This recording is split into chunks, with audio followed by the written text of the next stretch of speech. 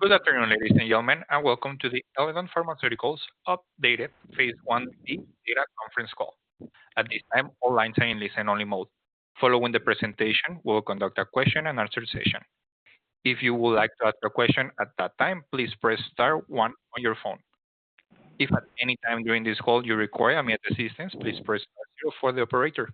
This call is being recorded on Wednesday, August 6, 2025. I will now like to turn the conference over to Paul Little, Chief Financial Officer of Eledon. Please go ahead. Good afternoon, and thank you for joining Eledon's Phase 1b Data Update Conference Call. I am joined on today's call by David Alexander Groh, our Chief Executive Officer, Steve Perrin, our President and Chief Scientific Officer, and Ellie Katz, our Chief Medical Officer. Earlier today, Eledon issued a press release detailing the updated results presented at the World Transplant Congress from our ongoing Phase 1b trial of Tegoprubart in kidney transplantation.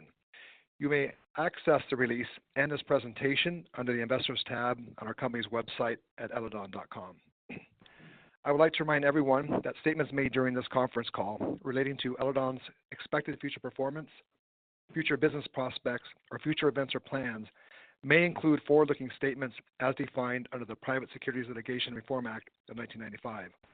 All such forward-looking statements are intended to be subject to the safe harbor protection provided by the Reform Act.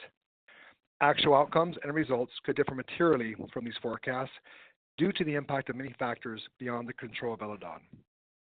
Eledon expressly disclaims any duty to provide updates to its forward-looking statements, whether as a result of new information, future events, or otherwise. Participants are directed to the risk factors set forth in Eledon's reports filed with the SEC. Now, it is my pleasure to pass the call to our CEO, Dr. David Alexander Groh. DA. Thank you, Paul, and thank you everyone for joining today. It is a pleasure to reconnect with everyone on what is a beautiful day here in San Francisco, where we are wrapping up the World Transplant Congress. This has been a big week for Eledon at the meeting, where we have continued to show Tegoprubart's potential. We started the week by reporting that a third kidney xenotransplant was performed at Mass General and that the patient is doing well with good kidney function. We then presented some non-human primate preclinical liver transplant data, which we believe is sufficient to begin approaching regulatory bodies regarding a potential liver transplant clinical trial. We also sponsored a seminar that was attended by 344 people on kidney transplant trial endpoints and how the field is evolving to long-term predictive endpoints. Finally, of course, we presented our Phase 1b data today, which is what we'll focus on and cover on this call. Of note, our Phase 1b data, after we presented it, was chosen by the organizers to be highlighted during the closing ceremonies.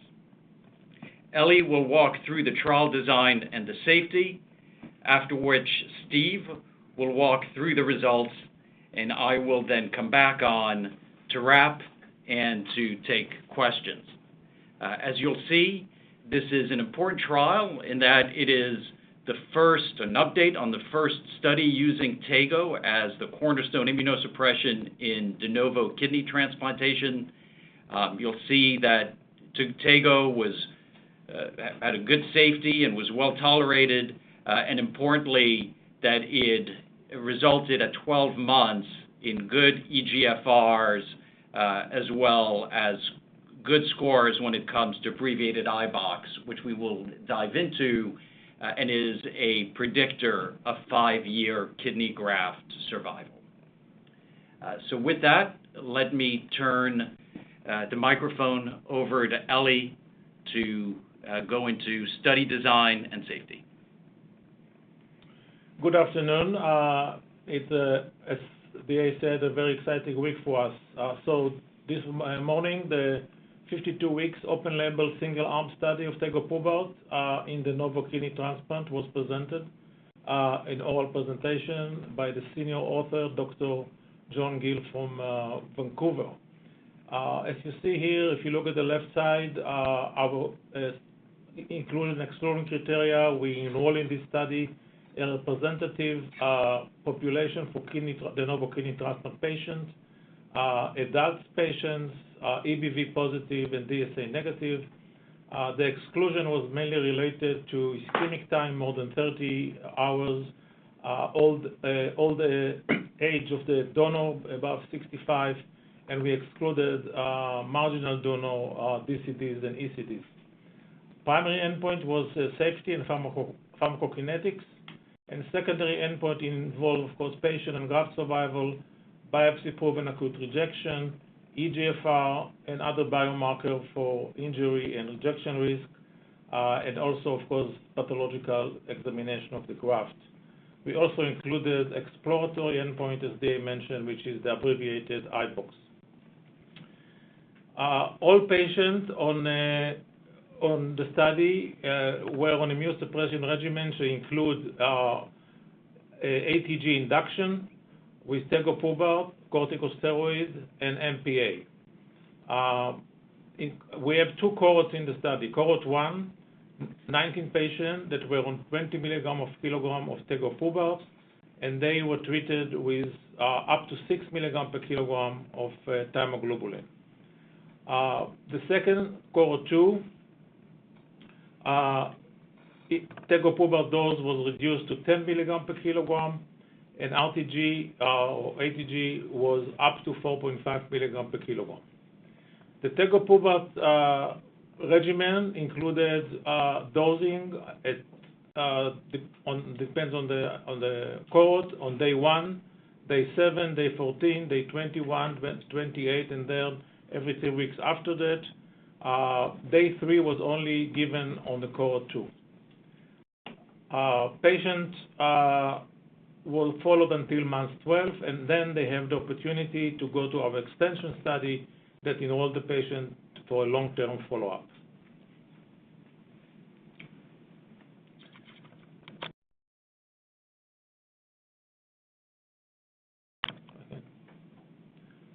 Just to a little bit detail about the regimen. So when we started the first few patients, first 13 patients of cohort 1, we were actually mandated by regulatory authorities to start with the high dose of 6 milligram per kilogram of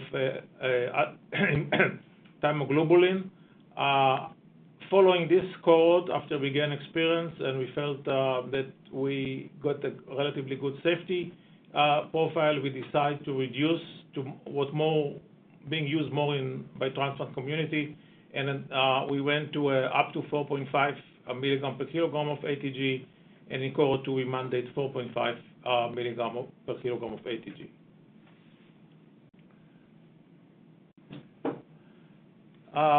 As far as the methodology, this is, as you understand, compiled data from the 2 cohorts with a total of 32 patients. We summarize all the safety by the standard summarization of safety data. All the biopsy were reviewed by central pathologists, and the diagnosis is based on central pathology. The kidney function was assessed by EGFR that was calculated based on the CKD EP1 formula and presented as a mean. IBOX score was calculated according to the published methodology. This is pretty complex, but can be found anywhere. And all the data is as of July 9, 2025.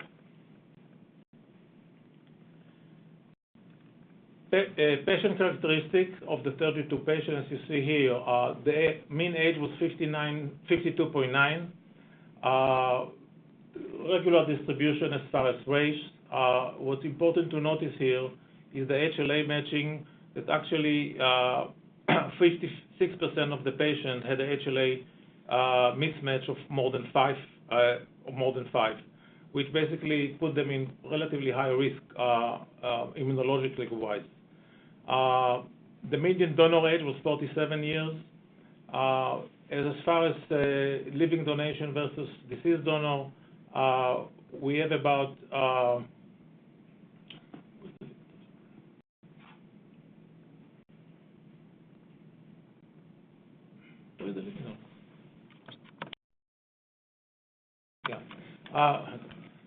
sorry for we have 75% living donor and 25 deceased donor. Next, please.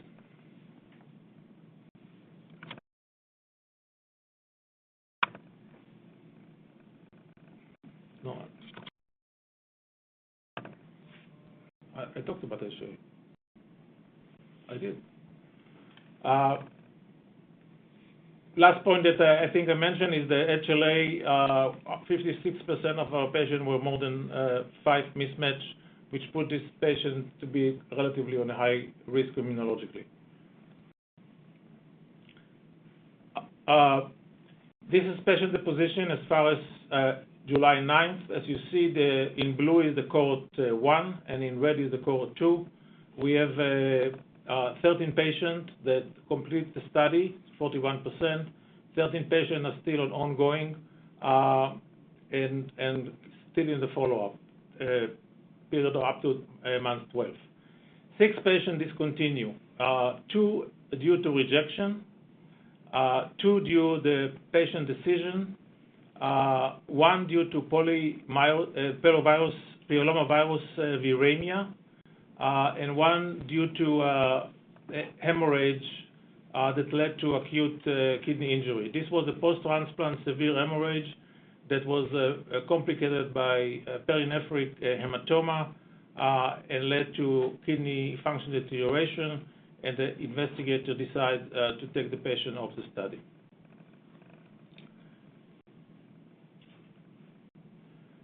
This is the overall treatment emergent event that are not related specifically to the drug. And as you see here, we have a relatively representative distribution of the viral infection with a BK viremia of 25%. It's important to note that we have only 1 BK nephropathy.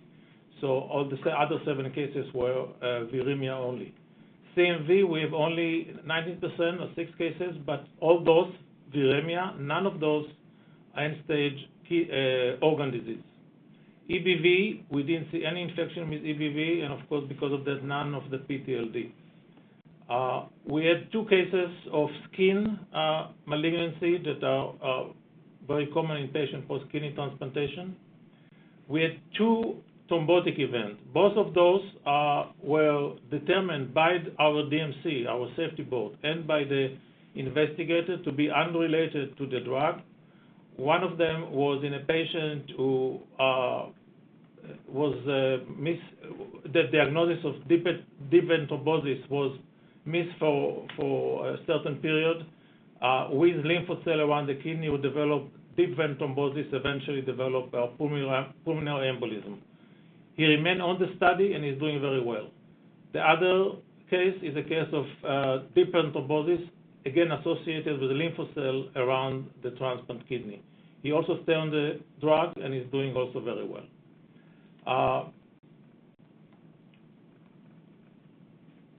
We have 3 cases of tremor in the study.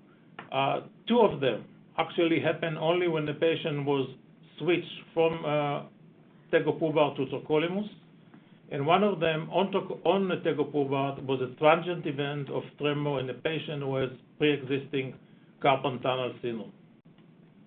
Next.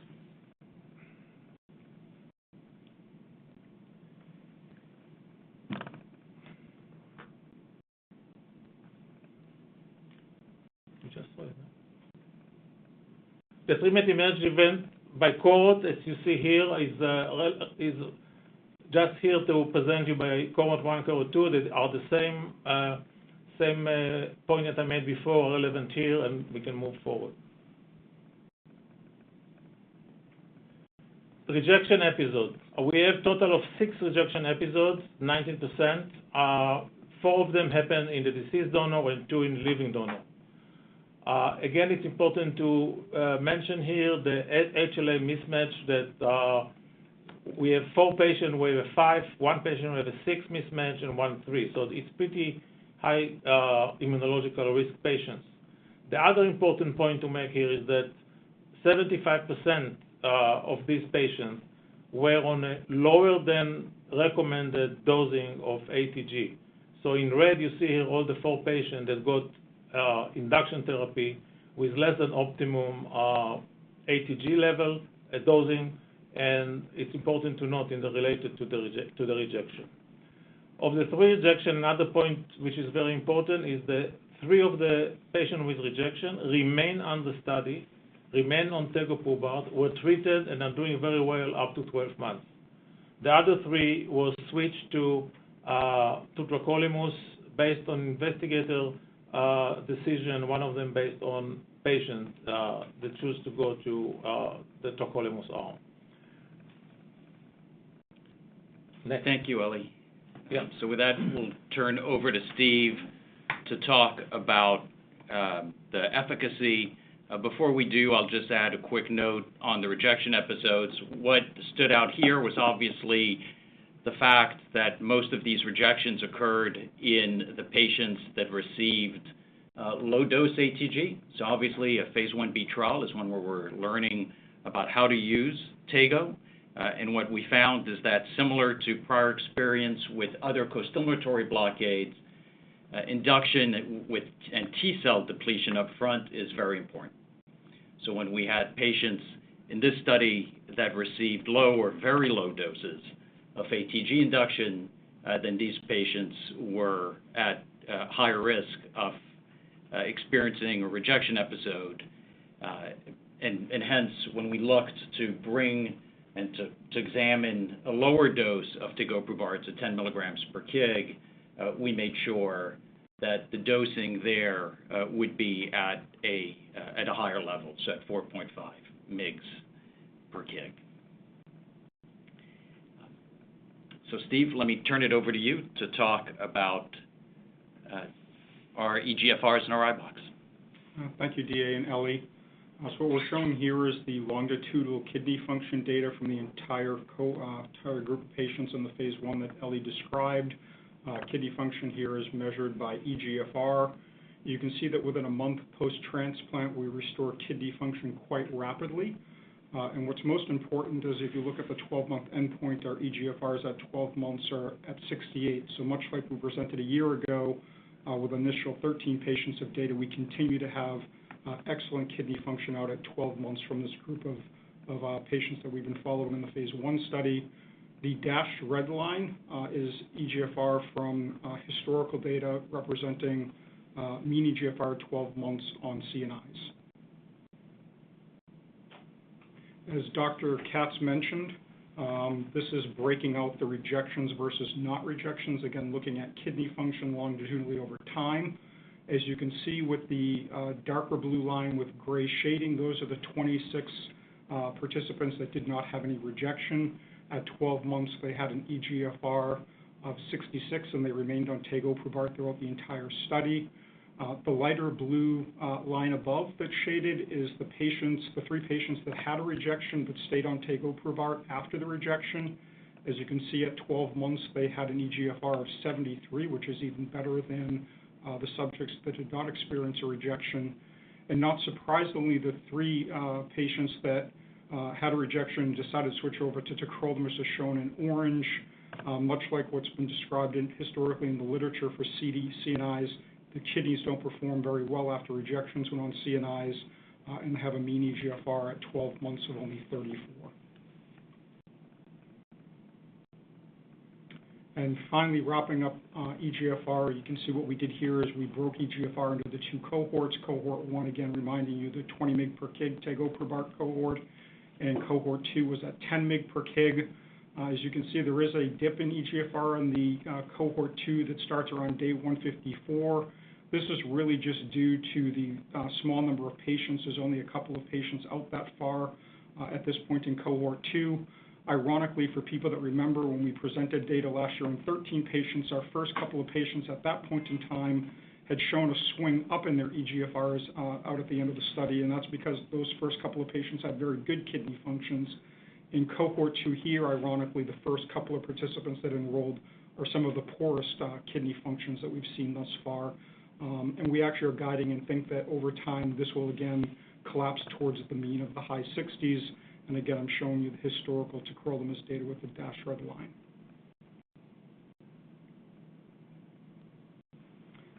Switching over to iBox, and just to give a little bit of background here on what iBox is for people that have not been following the field. iBox was originally developed by Alex Lupi and colleagues in Europe to develop a tool so that both patients and doctors could follow patient care over a long period of time. And it was a tool to utilize commonly collected clinical data that may be utilized to predict long-term graft survival. A consortia took over the guidance of iBox called the Transplant Therapeutic Consortia, or TTC, a couple of years ago with the objective of initiating a process to qualify iBox to global healthcare authorities as a reasonably likely surrogate endpoint to predict 5-year graft survival with 12 months of data post-transplant. They have already received approval in Europe as a secondary endpoint in clinical trials for kidney transplant, and they've been working closely with the FDA over the last few years, or in the final stages of qualification there, to either approve iBox as a secondary endpoint or possibly even as a co-primary endpoint, which could thus be utilized as an accelerated approval. The agency has guided that we should hear some of their thoughts on the utilization of iBox in kidney transplant in the second half of next year. What is an iBox? As I mentioned, it's typical... April of next year. In April of next year. And hopefully they will hit that target. iBox is, as I mentioned, is typical clinical data that's collected from patients post-kidney transplant. It's made up of 8 different outcomes, if you will, that are weighted as part of the iBox calculation and formula. 4 of them are not associated with a 12-month biopsy.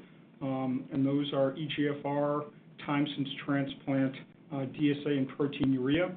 And then in the full iBox, it also includes a 12-month biopsy with 4 different parameters that are looking at characterization of immune cell infiltrate and any type of damage, pathological damage to the kidney at 12 months.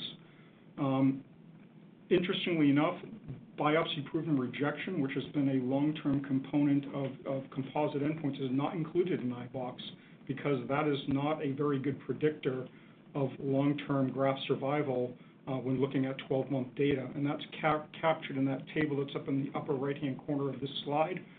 Here we're looking at the C statistics from a ROC curve, where a ROC curve measures 2 different groups with both for reproducibility of data between the 2 groups. And if it's a random chance that the 2 models are identical, the C statistic tends to be about a 0.5. A C statistic between 0.7 and 0.8 is considered statistically significant, and a C statistic above 0.8 is considered to be a very strong predictor of the model. As you can see, BPAR, as I just mentioned, has a C statistic of only 0.57, which means it's actually random and not very good predictor of long-term graft survival with 1-year data. You can see both the full and the abbreviated iBox are a 0.8, which means they're very strong predictors of what 5-year graft survival would look like with 1-year data. And the consortia, based on historical data that I'll show you in a second, that they used to build the model and validate the model, is guiding that an iBox score with a difference of -0.4 between the 2 groups at 12 months is statistically significant and meets a threshold of minimal clinically important difference between the groups, and also would predict about a 5% difference in 5-year graft survival. And this slide here is actually showing the abbreviated iBox calculations from the patients that have reached 12 months in our phase 1 study. The blue graphs are the historical data sets that I alluded to that were used to A, build the model, and then B, validate the model over time. You can see that the 2 belatacept studies are in this analysis. They're the ones that are called BENEFIT and BENEFIT-EXT. The belatacept cohorts, as you can see, are the darker blue. The BENEFIT study, they had an iBox score of -3.68, and in the extension, -0.29. The lighter shade boxes are the C&I control arms from those studies. You can see they're significantly less, meeting that 0.4 difference between the 2 groups. And you can see that there's similar types of analyses between other cohorts that we use for validation that include mTOR inhibitors plus and minus C and I.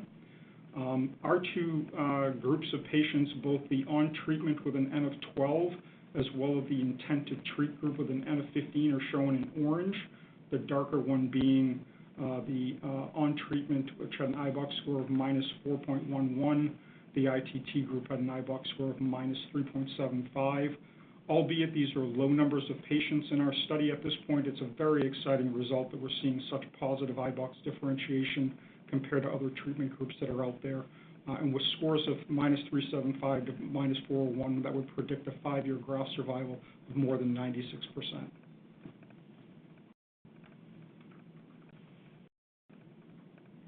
Thank you, Steve. So, in order to begin to conclude and summarize, if we look back at the past few years since we started what is now Eledon, Tego has continued to perform as expected. We've gone from having preclinical data to then showing early clinical data in kidney transplantation, first with only 3 subjects, then last year at ATC with 13 subjects overall, and only 2 that had made it out a year. And now we have 32 subjects in the study and a dozen that have remained on drug and made it through the year. Overall, as I said, Tego continues to do what we expected that it would. From a safety and tolerability perspective, the profile continues to look good and supportive. And then in terms of efficacy, whether we look at eGFR or whether we look at IBOX, which is now evolving as one of the most important endpoints in the space, Tego continues to demonstrate that it can protect the kidneys very well, leading to high scores, which should suggest improved 5-year survival versus current standard of care. And this is what is really needed today. Today, we have gotten quite good at allowing transplanted organs to survive 1 year, but what we need to do is to change how long those organs can function and survive, so that ideally patients could keep their organs for their whole lives, as opposed to the way it is today, where organs typically fail within 10 to 15 years after transplant. And so patients may require 2 or 3 transplants during their lifetime, since the average age of transplant is only 50, in order to live a regular life. To give you a sense of how meaningful a 5% change in graft survival would be. So what would it mean if we were to be able to continue to show an improvement of 0.4 in terms of IBOX or above? I'd like to compare kidney transplant death on the wait list to cancer. So overall today, there are about 5,000 Americans that die every year waiting for a kidney that they don't get. In other words, there are about 30,000 transplanted kidneys being performed every year, so that for every kidney transplant that gets performed, every 6 that get performed, there is 1 person that dies waiting for a kidney that they don't get. This death on the transplant waiting list is greater numerically than what we see in terms of mortality every year in this country from cancers, like whether it's thyroid or cervical or anal.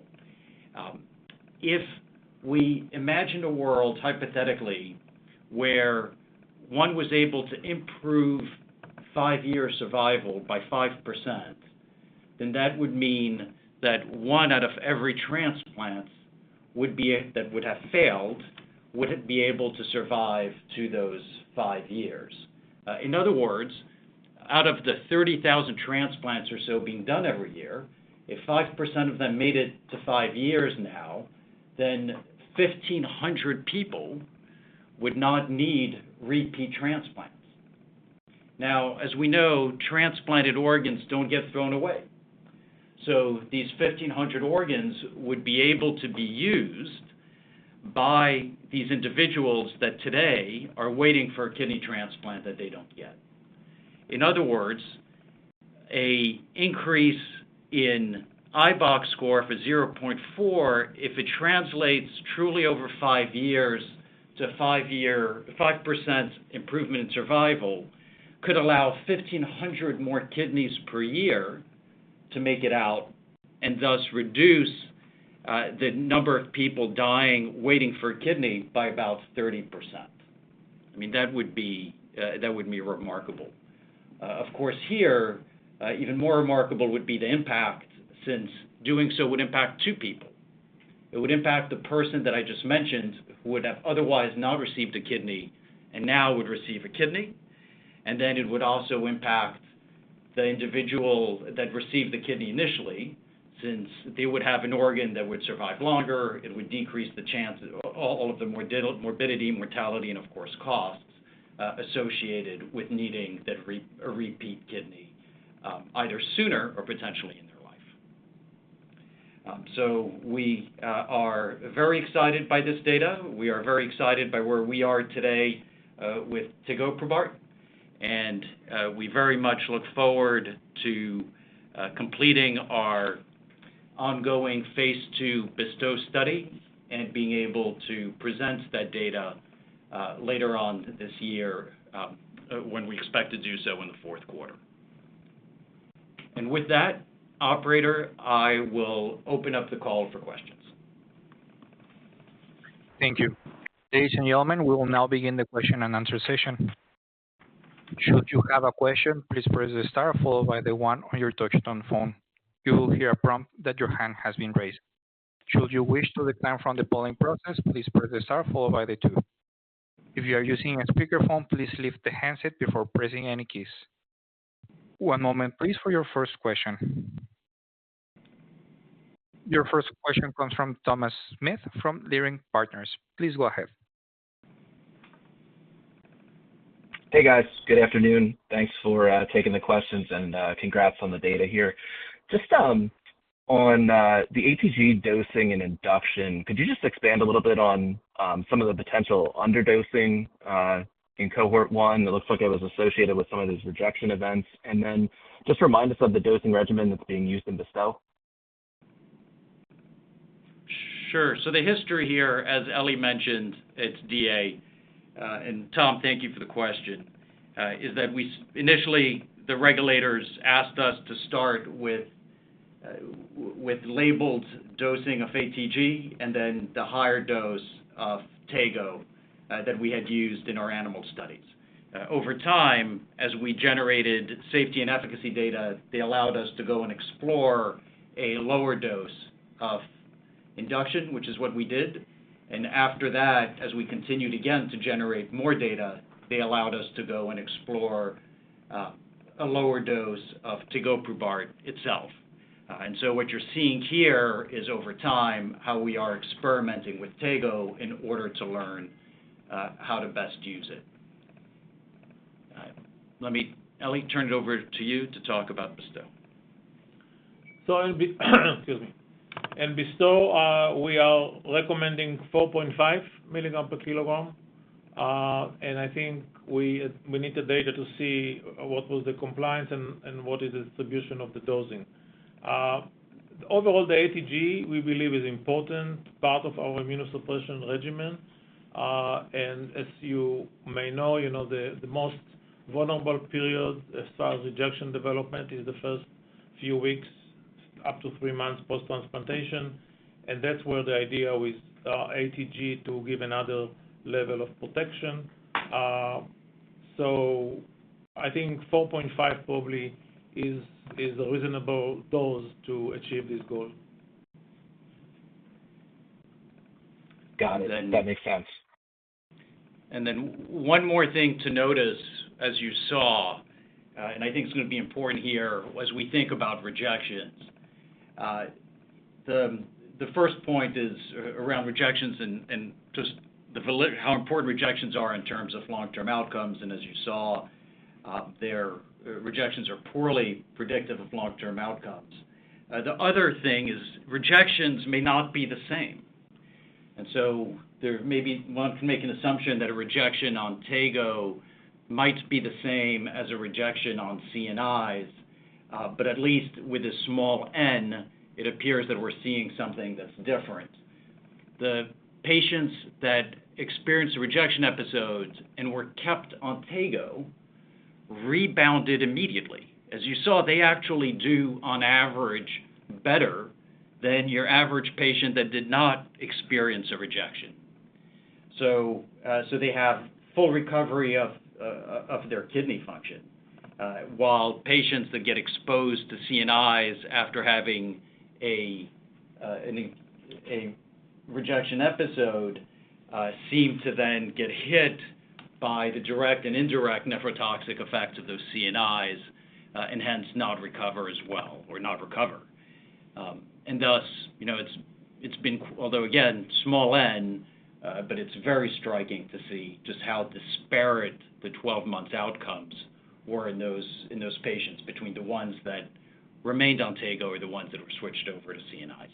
Yeah, and if I may add another thing, I think it's pretty remarkable that here it was a small number of patients, but 3 out of 6 rejection, the investigator with the patient decided to stay on Tego, to treat the rejection and stay on Tego. This is an investigational drug. This is a phase 1 study.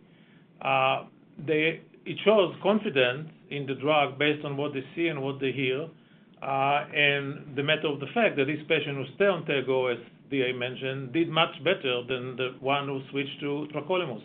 And as you know, in a study like this for investigator, the first instinct is to, whenever rejection, to go to TAC, to go away from the investigational drug. So staying on the investigational drug, treat the rejection, I think was very important. It gave us a lot of information about how Tego is behaving, and I think, I hope that the BESTOW study, the large phase 2 study, will prove this point again. Got it. That's really helpful. And then on the abbreviated iBox data here, I think the data set here looks really strong. Could you just help put that data set into context and how those data shape your expectations for the BESTOW readout, what you're expecting for Tego versus TAC in that study? Let me turn that over to Steve. Yeah, this was encouraging data, Tom. It's a great question, by the way. Obviously, iBox has not been utilized in the context of clinical trial at this point. This was abbreviated iBox, not full iBox, because we're not collecting a mandatory 12-month biopsy in the phase 1 study. But you saw from the historical data and the validation data that iBox is a very good predictor of long-term 5-year graft survival with 1-year data. I think we're demonstrating that here. EGFR is the biggest driver of both abbreviated and full iBox, and our EGFRs, as you saw, are quite good in our study. We're hoping that will obviously translate over to BESTOW. Co-stimulatory blockade as a whole has tended to have better EGFRs than CNIs. We've seen that in the belatacept, not only clinical studies, but long-term follow-up. And even in clinical use today, Bela tends to have better EGFRs than CNIs. So putting all of that together, mechanism of action of Tegoprubart is to block germinal center formation, so we think we'll have a better effect on DSA, which is another major component of both abbreviated and full iBox. We'd be hoping to replicate this data in BESTOW, but we'll see in the fall after we do database lock. Got it. That's super helpful. And just one last question, if I could. I know last week we saw some advancement on the regulatory front for iBox. Seems like we could get an FDA decision in April of next year. Just what's your current thinking on the likelihood of acceptance as a surrogate, and how are you thinking about potentially incorporating this into a registrational program? Thanks so much. Sure. So we're hopeful, and we believe that this will be approved as a endpoint. Obviously, the TTC is having discussions with the agency directly, and those are completely independent from us.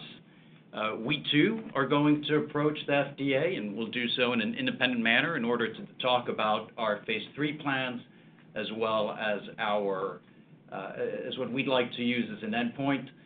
What's nice here is the two discussions are going to have overlap, so that we may be able to get feedback from the agency about in the same broader time frame as the TTC, which should allow us to be in a position to launch the phase 3 as planned later on in the year next year.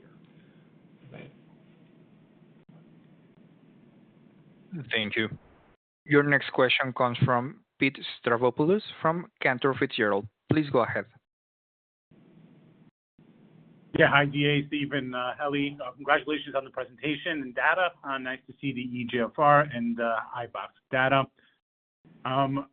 First question I have is, could you just provide a little bit of color on the 10 milligram per kilogram cohort? The last two data points, at days 217 and 259, are sort of hovering close to the historical TAC line of about 53 for EGFR. I know I understand that it's only two patients, but did those patients have a higher GFR at early in time points and decline, or was the EGFR on the lower end to begin with? And I know it's still early data for those receiving 10 mg per kg, but from this data through PKPD modeling, data from other programs, where you evaluate the Tego, is there a possibility to go lower, or do you think dose exploration is sufficient at this point? Sure. So I'll take a quick stab. Thank you, Pete, for your question at it, and then I'll turn it over to Steve. So in terms of your question first, I'll start with your second question about the use of 10 milligrams per kilogram. That is why we're looking at this lower dose, and we're using our phase 1b to do some dose exploration to see if it might make sense, now that we have more data in the future, to potentially expand to that dose level as well. In terms of how the patients, the distribution, as I think Steve mentioned earlier, and I'll turn the microphone over to him, that's really just based primarily on which patients were enrolled when. And so we had some patients that were some of the lower performing patients early this time, instead of some higher ones last time. This is not because we're seeing decline in performance over time. But Steve, let me turn it over to you to. Yeah, so I'll try to add color, Pete. Great questions on both of those points. As far as the dose of reducing dose to 10 mg per kg, this is typical dose finding is a common thing that we do in drug development, as you know, especially in phase 1 studies. 10 mg per kg dosing was supported by preclinical data going back to even the original anti-CD40 ligand studies in the 90s. Based on the data that we have today, we're pretty confident that our 20 mg per kg dose was doing a good job at protecting organs over time, and we've seen that kind of play through. So increasing the dose doesn't make a lot of rational sense, but testing the lower dose certainly did, which is why we went down to 10. I think your next question is would you go even lower? Based on the preclinical data, I think the answer to there is no. There was a very steep decline in graft survival in non-human primates when one went down to 5 mg per kg. So just given the precious nature of organs and whatnot, I think this would probably be the least comfortable dose that we would want to explore at this point. To DA's point, as far as your other question, this is exactly the opposite side of the coin. And what we saw last year, people were excited asking us if we thought the increase in EGFR for a couple of patients way out the end was meaningful, and we guided that no, we thought that would end up coalescing to the mean, and I think we're seeing the opposite side of that coin here. Our first couple of patients at 10 mg per kg really never had great kidney function out of the gate, and they've been kind of flat since, and as you get further out, they're really driving reduction in the mean EGFR out past 150 days. All right, thank you for that color. Another question, for the phase 2 study, is there a protocol in place, or, what is the guidance you provided to the investigators on sort of how to deal with acute rejection?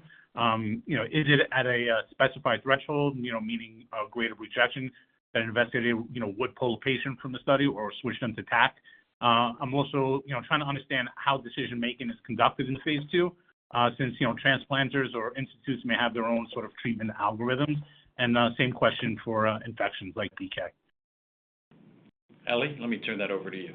So rejection in this study and also in BESTOW, the treatment of rejection is based on standard of care of each center, and most of the center treat rejection the same. So the first treatment is a high level of push of IV steroids, and if there is no real response as far as creatinine going down, then they make the decision in combination with what the biopsy shows to give one cycle of thymoglobulin. These two treatments usually make the cellular rejection to resolve, and the patient is keep going. We had a lot of discussion in the phase 1 and in the phase 2 with investigators to encourage them, and they understand that, as I mentioned before, there is no reason to move patients immediately into the tacrolimus arm or to go away from tegoprubart. Treat the patient, keep the patient on the drug. This is the only way we can learn long-term what's going to happen. That's what we guided the centers in, also in BESTOW, and we need to wait and see the result of the BESTOW. There was another question? Second question was around infection and how infection. Okay, in infection, we also work closely with the site. Our recommendation for them in this study and the BESTOW study is whenever you saw viremia, even in a low level, start to decrease the dosing of MPA and respond to that aggressively. So if you start with 25 degrees of MPA dose, if the viremia start to resolve, that's okay. If no, go to 50%, and so on and so forth. By this approach, I think we were able to, and that's maybe what we see here, to control the infection and remain in viremia and never translate, except one case in BK, translate to an end-stage organ disease, which is the one that we're really concerned about. So I think in BESTOW and in this study, the same guidance. We going to look at in BESTOW to the changes in dosing of MPA as related to rejection and other parameters, and when we have the data, we can draw some conclusion as far as what we're doing, what we're going to do in the future. But this is reducing the rate of MMF or MPA is the same thing that's done to treat infections today with tacrolimus. Yeah. So essentially, this is the same approach that's being used by transplant physicians today. Yeah. I think the most important thing around that question, Pete, is that there's actually detailed instructions in the protocol to guide investigators on how to treat BK. All right. Now, thanks. Just one last question. I know there was one case of delayed graft function. Can you just talk a little bit about how this compares to TAC, and anything about the donor kidney that may have caused this, live versus deceased, or the quality of the kidney, or cold ischemia time? I mean, the delayed graft function for us is a big win. Yeah. We've had one case lasted only 72 hours, as opposed to delayed graft function that could last, weeks, and typically you see that in TAC in the 8-10% range. And delayed graft function is not only associated with poorer long-term outcomes, it's also associated with increased costs, since these patients, until they get their graft function, need to continue to get dialysis. Ellie, let me turn it over to you. No, delayed graft function is part of the kidney transplantation, and sometimes I'm saying, what do you expect when you clamp the blood vessels at the donor, take this kidney and put it in high ice for 20 hours or 24 hours, then go back and reperfuse it? You expect the kidney to start immediately to work, and if it happens, most of the time it happens, it's a miracle, right? So the fact that we have from time to time grafts that are not functioning well from the beginning, it's mainly donor factors, donor issues, or harvesting and preservation issues. And most of the kidneys are, as they mentioned, you put them on dialysis for 1, 2, 3 days, 4 days, it's resolved, and then the patient going on with some, probably in some more severe cases, effect on long-term survival. So, we will see delay graft function from time to time, especially, if you start to use donors that have more high risks. There's a lot of people now using DCDs, cardiac death donors, and this can lead to increased rates of DGF, but this is part of doing kidney transplantation. But we're very happy with our rate of delayed graft function to date. This is a big win versus standard of care. All right, thank you very much for taking our questions, and congrats once again. Thank you. Thank you. Your next question comes from Vamil Divan from Guggenheim Securities. Please go ahead. Hi, guys. This is Edward on for Vamil from Guggenheim. Congrats on the data, the strong EGFR results. I guess maybe two questions for me. Maybe one starting on the safety. It does look like there maybe is a bit of a dose response on the opportunistic infections in cohort 1 versus cohort 2.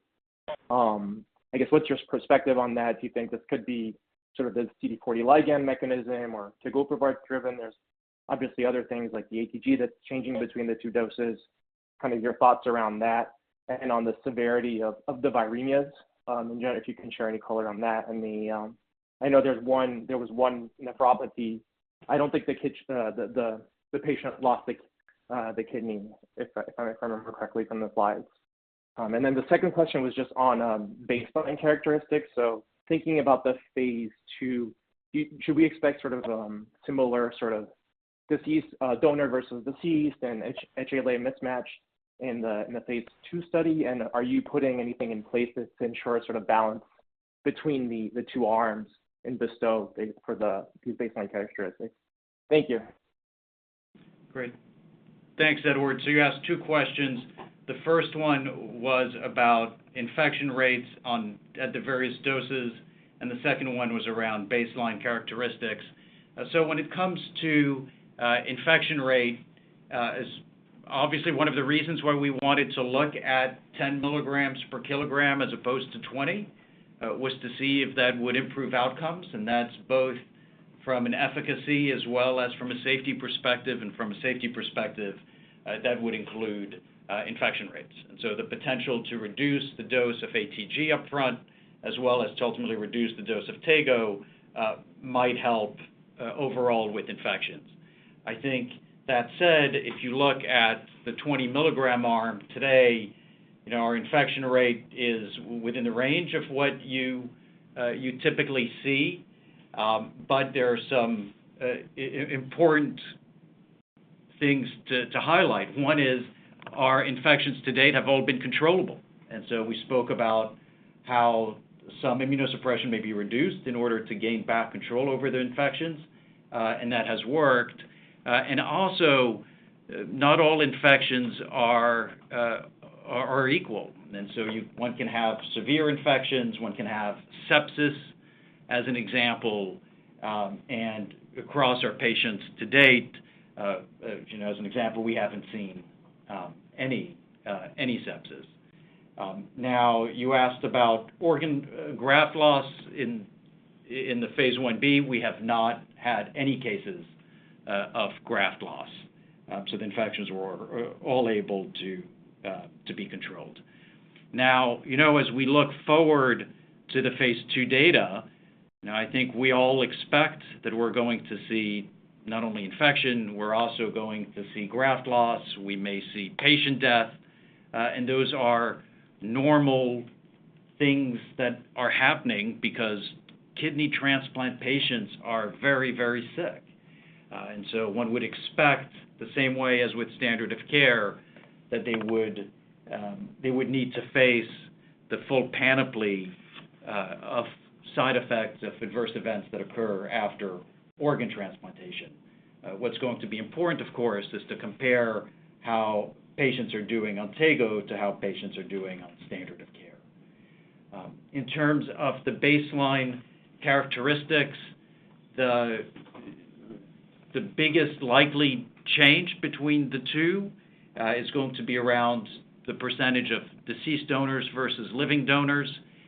In our phase 1b, it's not surprising that we had more living donors, and that was just primarily due to how easy it is for a handful of sites to recruit patients. It's much easier to recruit a living donor where that patient can be consented in the office than to recruit a deceased donor where that organ might come in the middle of the night and one has to talk to the patient about consent before the surgery, at the same time as they're being prepped for an organ that they might have been waiting years for. In the phase 2 study, we were asked by the FDA, and so it's what we've done, the early subjects all received deceased donor kidneys. So the FDA asked us to first enroll deceased donors, and after we demonstrated safety and efficacy with those deceased donors, then we were able to get the green lights to begin to enroll living donors. And the reason for that was the FDA's perspective that a living donor kidney could impact, if something were to go wrong, could impact 2 individuals, both the recipients as well as the donors. That said, if we go back and look at the baseline characteristics of our phase 1b, while we have more living donors, they don't appear to be close family members. As you saw, these are tough kidneys. These are the 3 most common criteria that we look at to see how hard or how risky a kidney transplant will be is deceased donor age, is the donor age, recipient's age, and of course HLA mismatch. And here, on average, our patients are slightly older, get kidneys from patients that are slightly older, and have an HLA mismatch that is above what you typically see. Typically, HLA mismatches are about 4, while most of our subjects in the phase 1b are at either 5 or 6, so perfect mismatch. And importantly, we've excluded perfect matches, so we have none of those.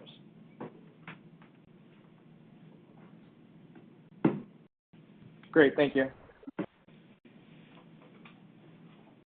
Thank you. Your next question comes from Rami Katkhuda from LifeSci. Please go ahead. Hey guys, congrats on the update and thanks for taking my questions as well. I know you touched upon this briefly, but can you kind of remind us on the rates of acute rejections and opportunistic infections that are commonly seen with TAC on a quantitative basis and how the Tego data ultimately compares? And then secondly, have you had the chance to look more so on a patient-by-patient basis to see if there's any key characteristics that drive better Tego response at the end of the day? Thank you. So the first question I think you asked was around, what typically is seen in TAC, and normally in the first year, today TAC sees rates of rejection of about 10%. But again, from our perspective, rejection today can be treated. So the big question is, what's the impact of that rejection? Does that rejection lead to a negative impact on the kidney or not? And as you saw, the rejections that we saw in subjects that continued on Tego, there doesn't appear to be a negative impact of those rejections. I'm not saying it was a good thing that they occurred, but the eGFRs are so high, right, about 40% higher than what one might expect to see on TAC on average, that it shows that those patients were able to come back. We have one of our there was a physician that gave us that had an interesting statement about he doesn't lose patients to rejection. What he loses patients to are TAC side effects, including the vascular effects, which lead to heart attacks and strokes. Did you have a second part to the question, Rami? Yeah, just around opportunistic infections as well. What does that rate look like for TAC historically?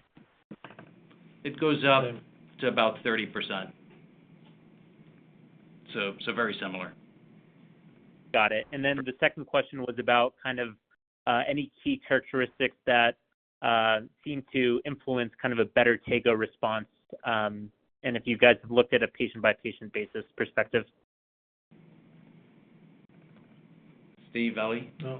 No, at this point in time, well, first of all, it's a small data set at this point, so it's hard to tease out, what might be a patient characteristic, or if you want to use a fancy word, have we identified a biomarker that could help identify patients that might respond to Tego. And this data set is pretty small, so nothing, blatantly comes out of that. But again, as we lock down the database and collect the stow data, those will be things that we'll be looking at.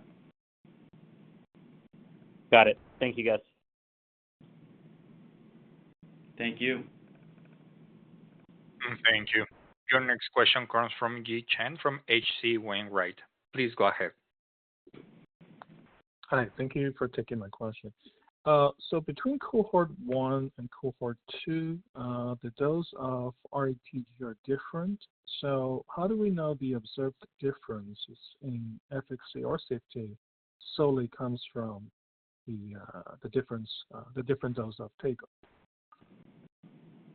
I mean, it's a great question, but if you recall, the way that the cohort 1 ATG was guided was doses up to 6 mg, so we saw a complete range from 3 to 6, including doses around 4.5. We just felt as we reduced the dose of Tego and with the data that we had in hand from the first cohort, that we'd be optimistic to say a 4.5 mg dose would kind of thread that needle, if you will, between infections and rejection. So that's why we guided towards a mandatory dose of 4.5. So in cohort 1... And those patients are doing, the important thing is those patients are doing well. So we're seeing patients that are at half the dose of Tego, and as you saw, have kidneys that are protected, and even with the lower dose of Tego as well as the lower dose of ATG versus the initial patients that we had in cohort 1. Okay. So how did the doctor determine which, after patients experiencing rejection, how did the doctor determine which patient remain on Tego, which patient switched to Tego? There is no any specific criteria to make this decision. As I said, the first instinct in a study like that is the investigator and the patient get a little bit, concerned, and they want to go to something that they know and they have confidence in. So it's a question of education, of getting experience, and as we move forward, we see that physicians get more confident in Tego, understand that patient can be treated on Tego for rejection, respond very well to treatment, and can continue. So it's a question of clinical judgment and of decision making and how comfortable the physician and the patient are with continuing. And we've seen that. If you go back to where we were a year ago, the first subject that had a rejection, as well as the first subject that had an infection, those subjects, the physicians elected to withdraw them from the study.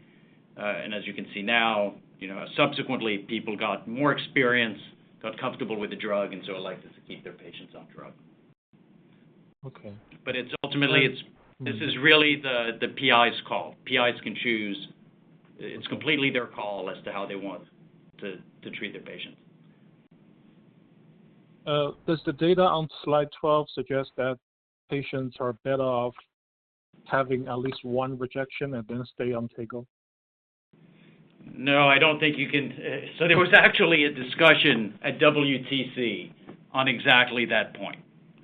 So there is a hypothesis, one sees something similar with belatacept, and so there are some hypotheses out there that suggest that these early rejections that can be controlled might help patients in the long term.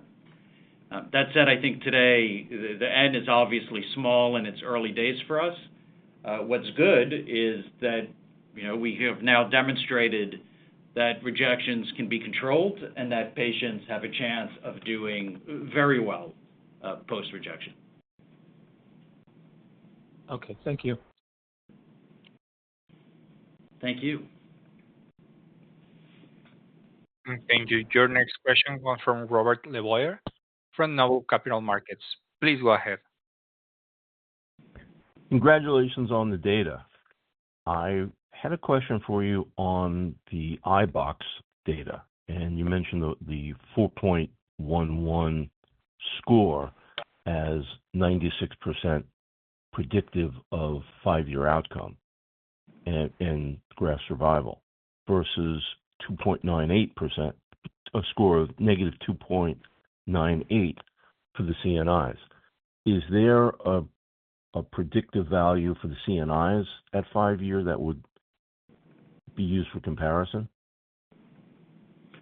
So the CNI comparison is the average 5-year survival for CNIs today, which is, I believe, in the 80%, somewhere in the 80%. Okay.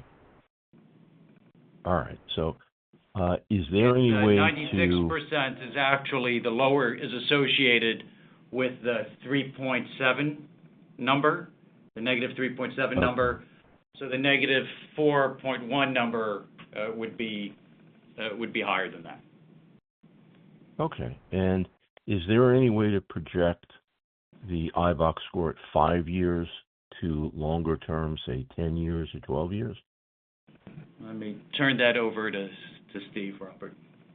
Yeah, the original publications actually did guide that the 1-year data from both abbreviated and full iBox was predictive at 3, 5, 7 years. I don't believe they went out beyond that. To my knowledge, I don't think they went out to 10. I think the furthest the algorithm went out to during validation was 7. Okay, great. Thank you very much.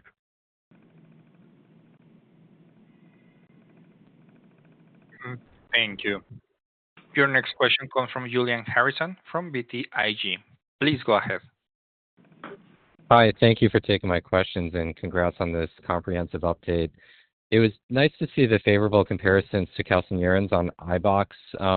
Wondering if you're able to share the median and range of iBox changes for Tego in this study.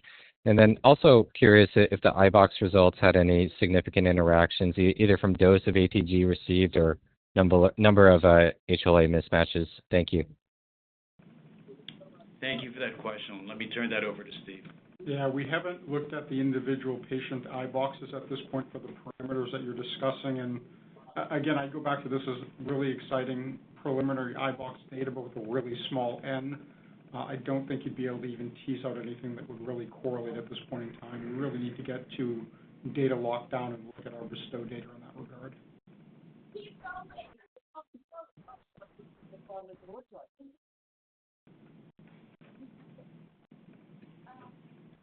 Thank you.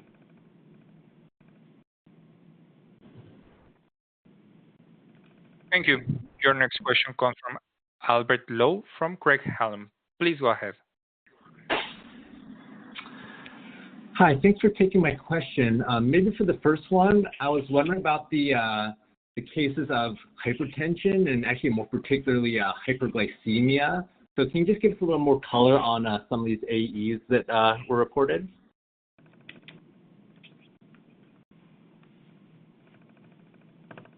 On the phase 1.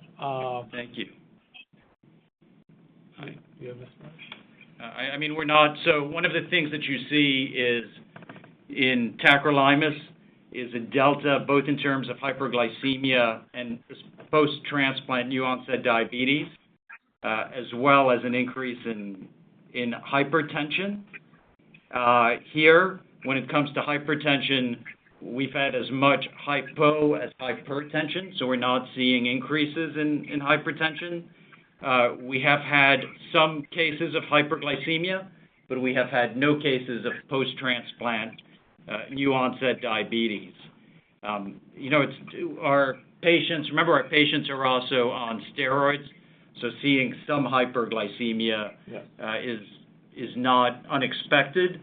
But we're not seeing the levels of hyperglycemia and, of course, the post-transplant diabetes that you typically see with calcineurin. Okay, all right, got it. And I just wanted to, I know you kind of described this, but just maybe to clarify, for the doses of ATG that were used, were these, was it just a protocol that determined that, or were there any other, I guess, patient-specific determinants? And then can you also, I guess, clarify or I guess maybe break out where all the cohorts that these rejection episodes occurred in? So all of the rejection episodes were in the first cohort. There's no the dose of ATG that the physicians can use is up to them. So they choose the dose they want to use. What stuck out here, as Ellie mentioned, was that these were quite high HLA mismatch patients, and so they go low to very low. Anything less than a 3 is considered a very low dose of ATG, and we had 2 subjects there. Is a bit surprising, but all of that is in the physician's discretion. What was nice and important, of course, was that once the rejection was detected, the patients on Tego could be treated right away, and those kidneys bounced back and continued to perform where they were, as if there hadn't been a rejection.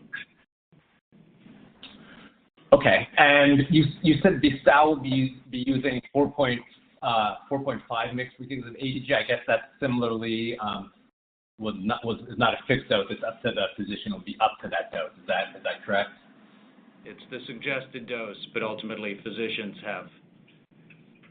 It's up to the physicians. Okay, I see. All right. Thank you for taking my question. Thank you. Your next question comes from Wang Shi from B. Riley. Please go ahead. Thank you for taking my questions. Just one, can you maybe to ask this question differently? Can you clarify the median ATG used during induction in cohort 1 and cohort 2? Thank you. So cohort 2 is easy because everybody's getting 4.5. I don't believe, I don't have the calculation in front of me, but it would be the mean of the 6 that are on the slide. So that should be pretty easy to calculate. 4.5, yeah. On 4.5 on 2, but in cohort 1, you just have to count. Yeah. Oh, no, those would be the ones with the rejection. I don't believe, do you know what the mean? No. We don't have it in front of us. We'll get back to you. We can get that for you. Yeah, thank you.